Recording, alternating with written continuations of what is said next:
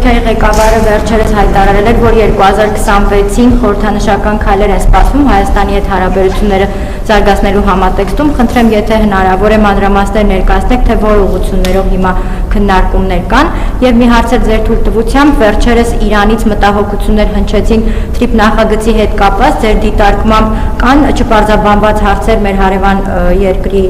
համագործակցության շրջանակում եւ հաջորդ տարի Իրանի հետ համագործակցությունը զարգացնելու համատեքստում ինչ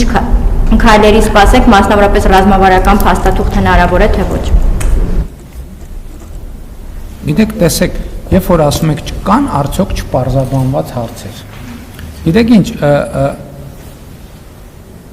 մեր խնդրեմը գիտեք ինչի մեջ է, որովհետեւ մենք միշտ փոքր նախագծերի հետ ենք գործ ունեցել, որոնք տենց մի շերտ են ունեցել, պատկերավոր ասած մի էջ են ունեցել, դե մի էջում էլ պետք է կես ժամում ասես, կա պարզաբանված հարց, թե չկա պարզաբանված հարց։ Մենք սովոր չենք մեծ նախագծերի, իսկ մեծ նախագծերը իրանք ունեն մի շատ կարևոր առանձնահատկություն, իրանք միշտ չպարզաբանված հարց ունենում են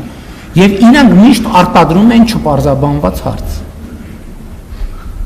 Այսինքն դիեզերք թռնելը, միջև դիեզերք թռնելը, ես մի անգամ մի վիճակագրություն լսեցի, շատ զարմացրեց, որ Միացյալ Նահանգների երբ որ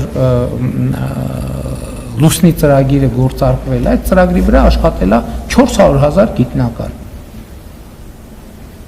Բայց այդ 400,000 գիտնականը պարզաբանել են չպարզաբանված հարցեր, չէ՞, բայց երբ որ խնդիրը լուծվել է, նոր չպարզաբանված հարցեր են առաջ եկել, որոնք պարզաբանելու համար Միացյալ Նահանգների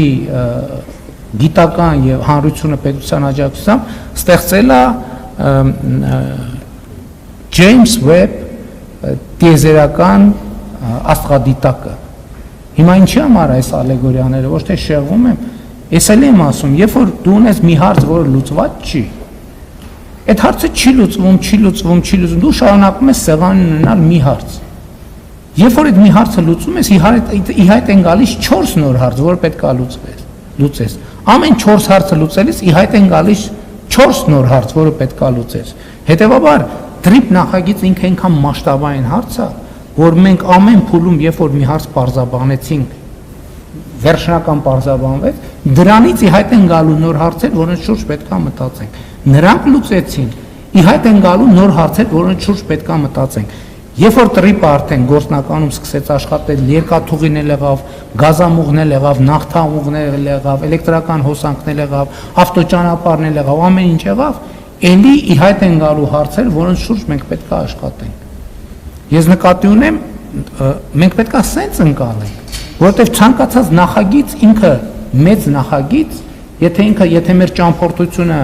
5 մետր է, մենք կարող ենք տեսնել, որտեվ 5 մետրը կամ միջև այդ դուռն է, մենք ամեն ինչ կարող ենք տեսնել, բայց մեր ճամփորդությունը երկար է, մենք չենք կարող